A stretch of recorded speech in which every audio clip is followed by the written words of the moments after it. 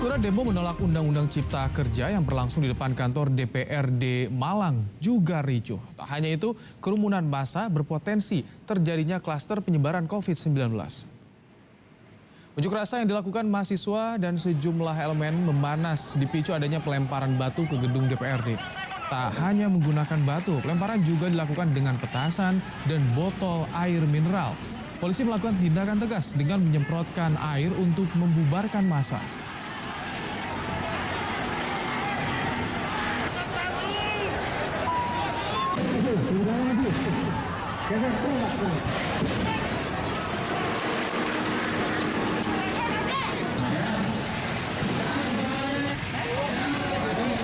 Akibat kericuhan yang terjadi, banyak anggota polisi yang luka-luka. Bahkan seorang anggota polisi harus mendapat bantuan karena mengalami sesak napas.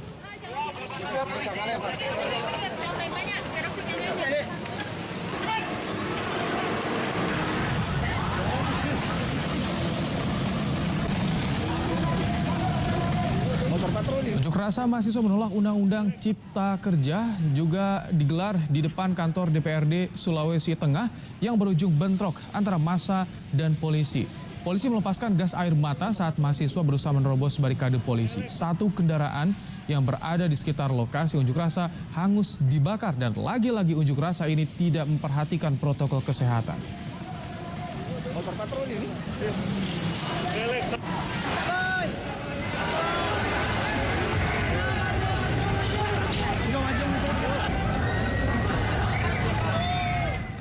Unjuk rasa yang berlangsung di kantor DPRD Kalimantan Barat juga berlangsung ricuh. Massa melakukan pelemparan ke arah petugas. Tak hanya itu, sejumlah fasilitas umum juga dirusak massa.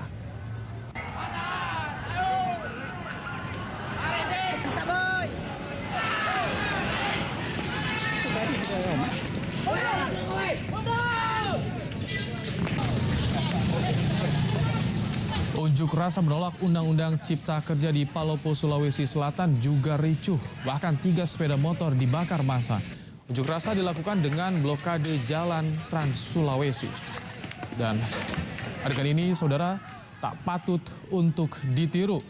Massa lakukan aksi anarkistis, melempari gedung dan juga membakar kendaraan di jalan.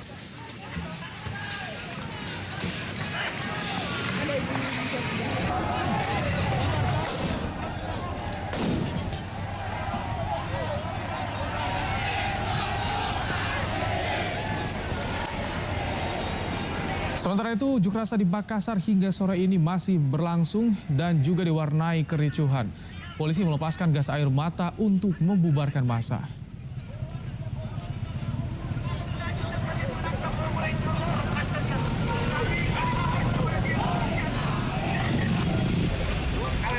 Di Jawa Barat, unjuk rasa menolak Undang-Undang Cipta Kerja digelar di Bandung yang berlangsung di depan gedung sate. Polisi terus mengingatkan pengunjuk rasa untuk menyampaikan aspirasi secara damai dan tetap menjaga protokol kesehatan.